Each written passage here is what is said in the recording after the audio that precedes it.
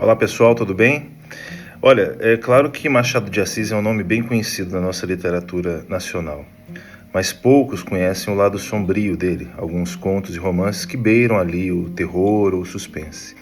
Nesse conto, A Causa Secreta, ele dá um exemplo dessa habilidade dele. Então, venham com a gente tomar contato com essa breve narração do conto A Causa Secreta. E se tem gostado dos conteúdos apresentados aqui no canal, compartilhem com os amigos, com as pessoas que têm interesse por esse conteúdo.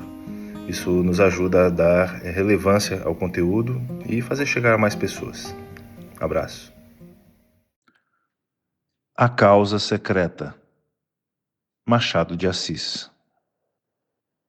Garcia, em pé, mirava e estalava as unhas. Fortunato, na cadeira de balanço, olhava para o teto. Maria Luísa, perto da janela, concluía um trabalho de agulha. Havia já 5 minutos que nenhum deles dizia nada. Tinham falado do dia, que estivera excelente, de Catumbi, onde morava o casal Fortunato, e de uma casa de saúde, que adiante se explicará. Como os 3 personagens aqui presentes estão agora mortos e enterrados, tempo é de contar a história sem rebuço. Tinham falado também de outra coisa. Além daquelas 3, coisa tão feia e grave que não lhes deixou muito gosto para tratar do dia, do bairro e da casa de saúde. Toda a conversação a este respeito foi constrangida. Agora mesmo, os dedos de Maria Luísa parecem ainda trêmulos, ao passo que há no rosto de Garcia uma expressão de severidade que lhe não é habitual. Em verdade, que se passou foi de tal natureza que para fazê-lo entender é preciso remontar à origem da situação. Garcia tinha se formado em medicina no ano anterior, 1861. No ano de 1860, estando ainda na escola, encontrou-se com Fortunato pela primeira vez à porta da Santa Casa. Entrava quando o outro saía. Fez-lhe impressão a figura, mas, ainda assim, tê-la-ia esquecido, se não fosse o segundo encontro, poucos dias depois. Morava na rua de Dom Manuel. Uma de suas raras distrações era ir ao teatro de São Januário, que ficava perto, entre essa rua e a praia. Ia 1 ou 2 vezes por mês e nunca achava acima de 40 pessoas. Só os mais intrépidos ousavam estender os passos até aquele recanto da cidade. Uma noite, estando nas cadeiras, apareceu ali Fortunato e sentou-se ao pé dele. A peça era um dramalhão, cozido a facadas, ouriçado de imprecações e remorsos. Mas Fortunato ouvia com singular interesse. Nos lances dolorosos, a atenção dele redobrava.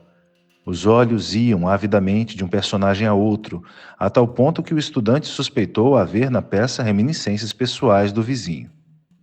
No fim do drama, veio uma farsa, mas Fortunato não esperou por ela e saiu. Garcia saiu atrás dele. Fortunato foi pelo Beco do Cotovelo, Rua de São José, até o Largo da Carioca. Ia devagar, cabisbaixo, parando às vezes, para dar uma bengalada em algum cão que dormia. O cão ficava ganindo e ele ia andando. No Largo da Carioca, entrou num tílburi e seguiu para os lados da Praça da Constituição. Garcia voltou para casa sem saber mais nada. Decorreram algumas semanas. Uma noite, eram 9 horas, estava em casa quando ouviu rumor de vozes na escada. Desceu logo do sótão onde morava, ao primeiro andar, onde vivia um empregado do arsenal de guerra. Era este que alguns homens conduziam escada acima, ensanguentado. O preto que o servia acudiu a abrir a porta. O homem gemia, as vozes eram confusas, a pouca luz. Depois, o ferido na cama. Garcia disse que era preciso chamar o médico. Já aí vem um, acudiu alguém. Garcia olhou. Era o próprio homem da Santa Casa e do teatro. Imaginou que seria parente ou amigo do ferido, mas rejeitou a suposição desde que lhe ouvira perguntar se este tinha família ou pessoa próxima. Disse-lhe o preto que não, e ele assumiu a direção do serviço. Pediu às pessoas estranhas que se retirassem, pagou aos carregadores e deu as primeiras ordens. Sabendo que o Garcia era vizinho e estudante de medicina, pediu-lhe que ficasse para ajudar o médico. Em seguida, contou o que se passara. Foi uma malta de capoeiras. Eu vinha do quartel de Moura, onde fui visitar um primo, quando ouvi um barulho muito grande e logo depois um ajuntamento. Parece que eles feriram também a um sujeito que passava e que entrou por um daqueles becos. Mas eu só via este senhor que atravessava a rua no momento em que um dos capoeiras, roçando por ele, meteu-lhe o punhal. Não caiu logo. Disse onde morava e como era a 2 passos, achei melhor trazê-lo. Conhecia-o antes? Perguntou Garcia. Não, nunca o vi. Quem é? É um bom homem, empregado no arsenal de guerra. Chama-se Gouveia. Não sei quem é. Médico e subdelegado vieram daí a pouco. Fez-se o curativo e tomaram-se as informações. O desconhecido declarou chamar-se Fortunato Gomes da Silveira, ser capitalista, solteiro, morador em Catumbi. A ferida foi reconhecida grave. Durante o curativo, ajudado pelo estudante, Fortunato serviu de criado, segurando a bacia, a vela, os panos, sem perturbar nada, olhando friamente para o ferido, que gemia muito. No fim, entendeu-se particularmente com o médico, acompanhou-o até o patamar da escada e reiterou ao subdelegado a declaração de estar pronto a auxiliar as pesquisas da polícia. Os 2 saíram. Ele e o estudante ficaram no quarto. Garcia estava atônito. Olhou para ele, viu-o sentar-se tranquilamente, estirar as pernas, meter as mãos nas algibeiras das calças e fitar os olhos do ferido. Os olhos eram claros, cor de chumbo, moviam-se devagar e tinham a expressão dura, seca e fria. Cara magra e pálida, uma tira estreita de barba por baixo do queixo e de uma têmpora à outra, curta, ruiva e rala. Teria 40 anos. De quando em quando voltava-se para o estudante e perguntava alguma coisa acerca do ferido, mas tornava logo a olhar para ele, enquanto o rapaz lhe dava a resposta. A sensação que o estudante recebia era de repulsa, ao mesmo tempo que de curiosidade. Não podia negar que estava assistindo a um ato de rara dedicação. E se era desinteressado como parecia, não havia mais que aceitar o coração humano como um poço de mistérios. Fortunato saiu pouco antes de 1 hora. Voltou nos dias seguintes, mas a cura fez-se depressa e, antes de concluída, desapareceu sem dizer ao obsequiado onde morava. Foi o estudante que lhe deu as indicações do nome, rua e número. Vou agradecer-lhe a esmola que me fez, logo que possa sair, disse o convalescente. Correu a Catumbi, daí a 6 dias. Fortunato recebeu-o constrangido, ouviu-o impaciente as palavras de agradecimento, deu-lhe uma resposta enfastiada e acabou batendo com as borlas do chambre no joelho. Gouveia, defronte dele, sentado e calado, alisava o chapéu com os dedos, levantando os olhos de quando em quando, sem achar mais nada que dizer. No fim de 10 minutos, pediu licença para sair e saiu. Cuidado com os capoeiras, disse-lhe o dono da casa, rindo-se. O pobre diabo saiu de lá mortificado, humilhado, mastigando a custo o desdém, forcejando por esquecê-lo, explicá-lo ou perdoá-lo, para que no coração só ficasse a memória do benefício. Mas o esforço era vão.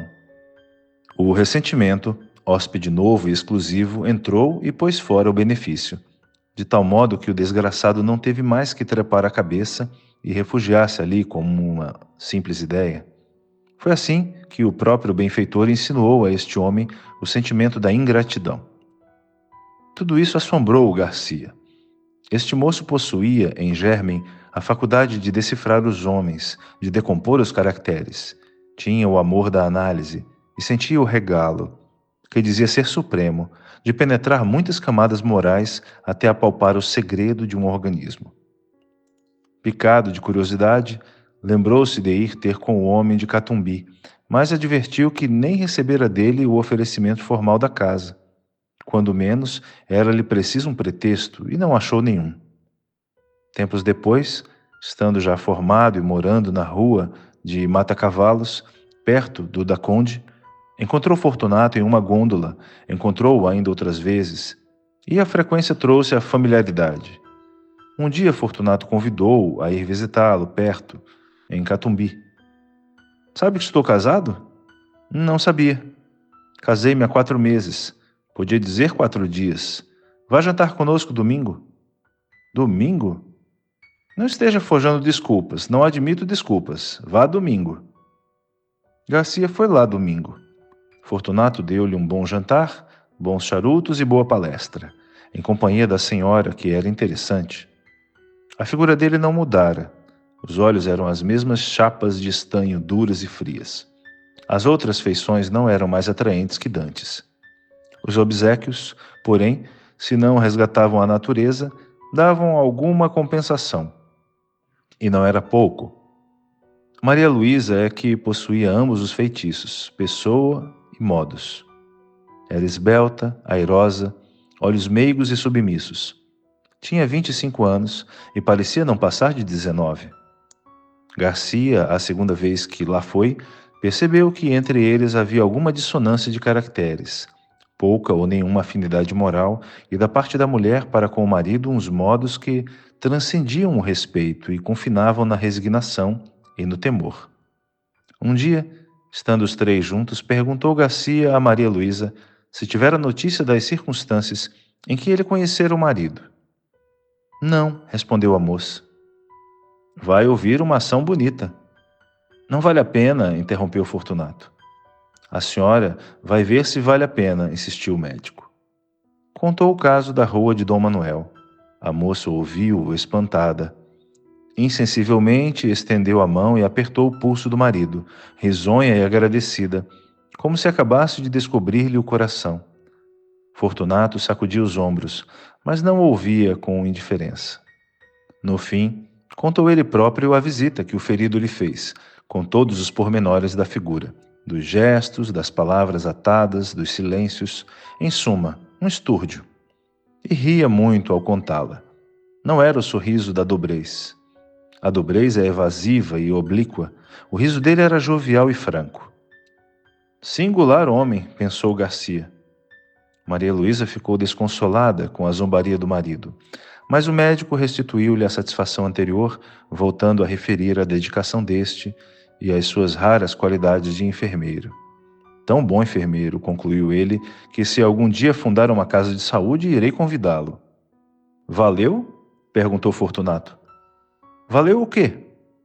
Vamos fundar uma casa de saúde? Não valeu nada, estou brincando. Podia-se fazer alguma coisa, e para o senhor que começa a clínica, acho que seria bem bom. Tenho justamente uma casa que vai vagar e serve. Garcia recusou nesse e no dia seguinte, mas a ideia tinha se metido na cabeça ao outro e não foi possível recuar mais.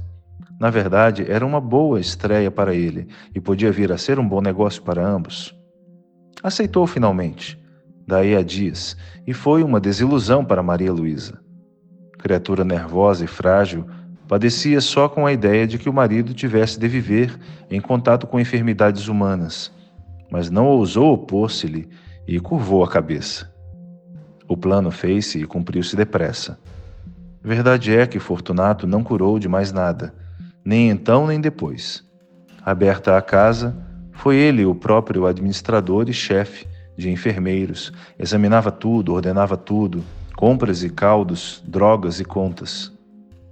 Garcia pôde então observar que a dedicação ao ferido da rua Dom Manuel não era um caso fortuito, mas assentava na própria natureza deste homem.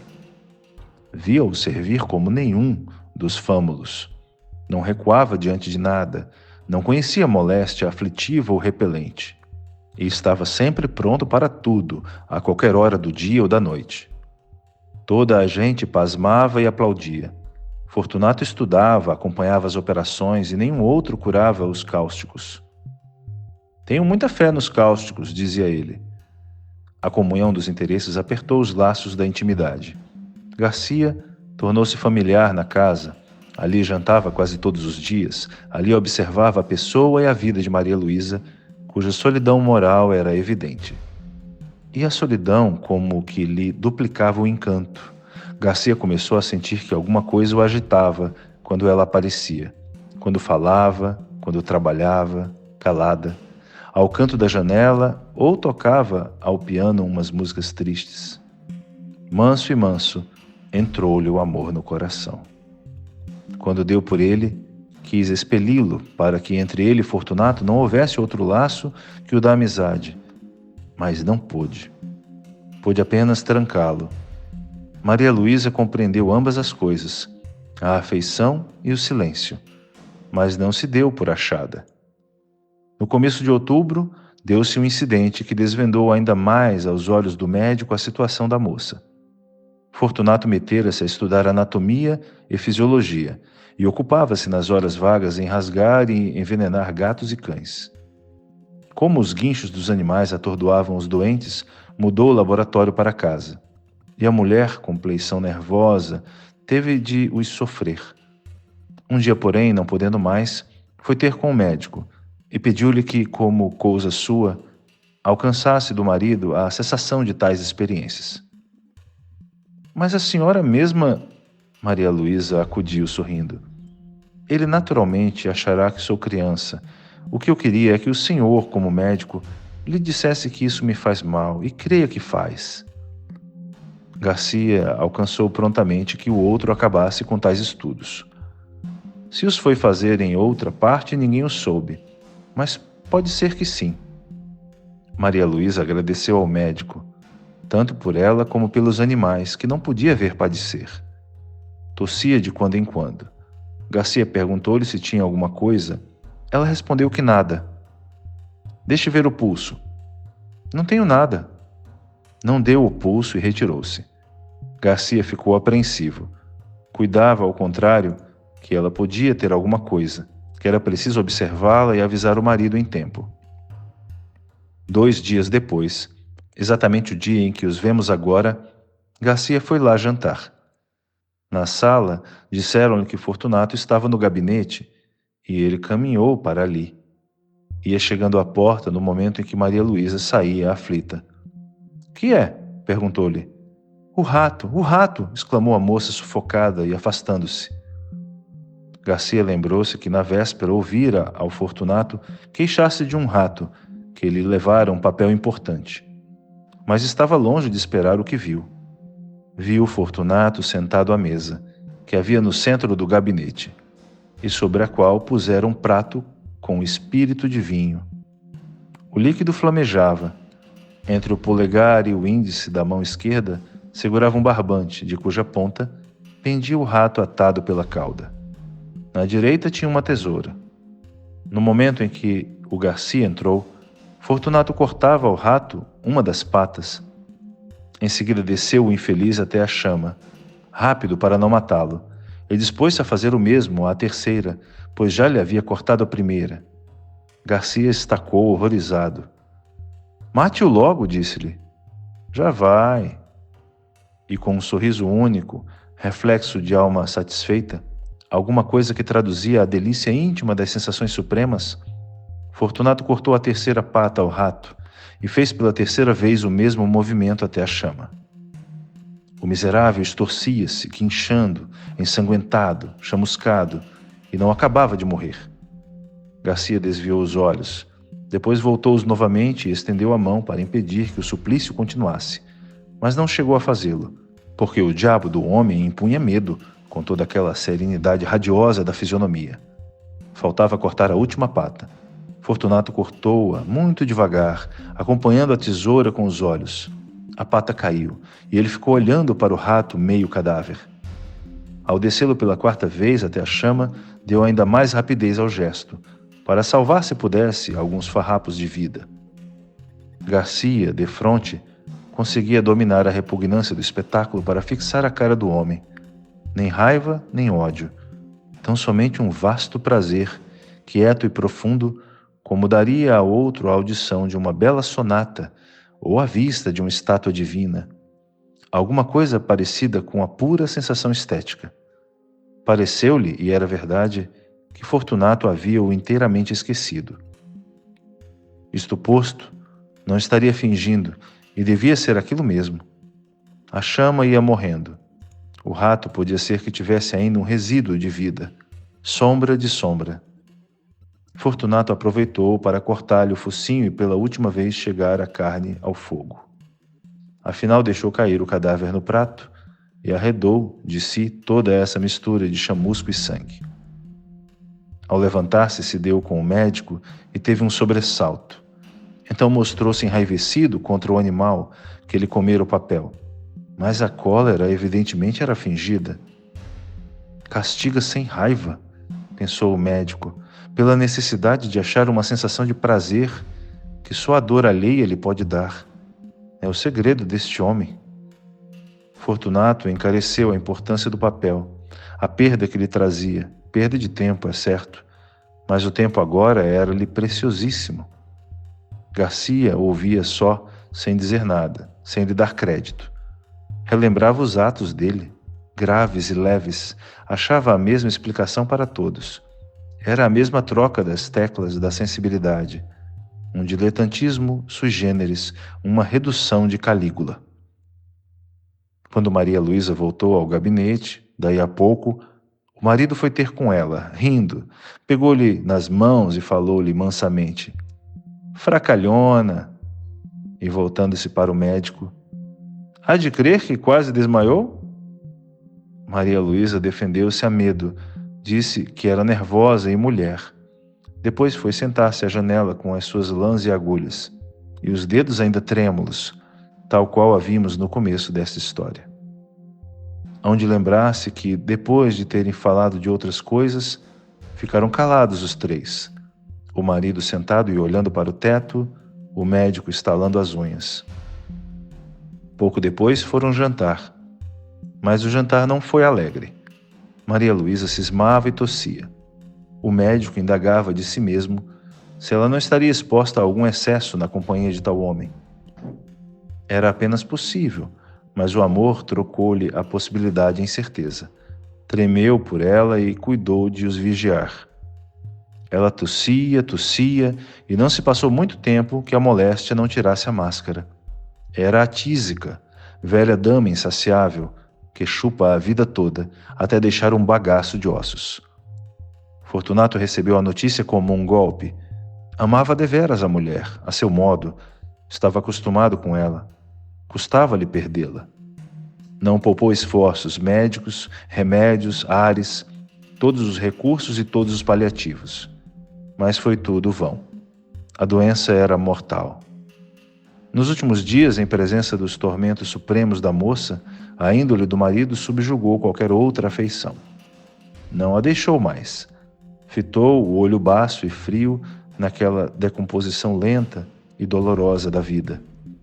Bebeu uma a uma as aflições da bela criatura, agora magra e transparente, devorada de febre e minada de morte. Egoísmo aspérrimo, faminto de sensações, não lhe perdoou um só minuto de agonia, nem lhe os pagou com uma só lágrima, pública ou íntima. Só quando ela expirou é que ele ficou aturdido. Voltando a si, viu que estava outra vez só.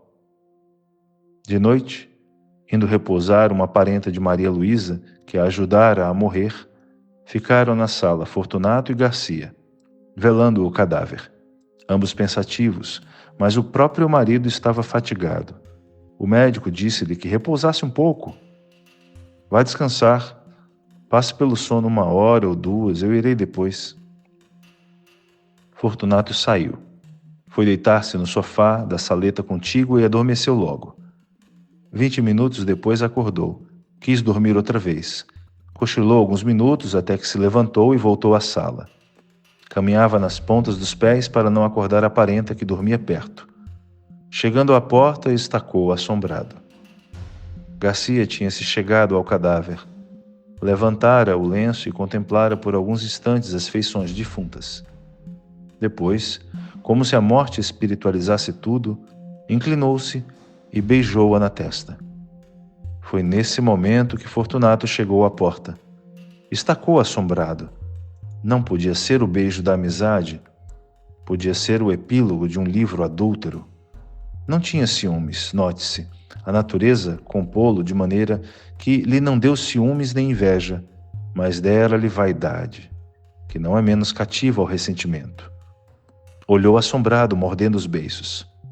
Entretanto, Garcia inclinou-se ainda para beijar outra vez o cadáver, mas então não pôde mais. O beijo rebentou em soluços e os olhos não puderam conter as lágrimas que vieram em borbotões. Lágrimas de amor calado e irremediável desespero. Fortunato, à porta onde ficara, saboreou tranquilo essa explosão de dor moral que foi longa, muito longa, deliciosamente longa.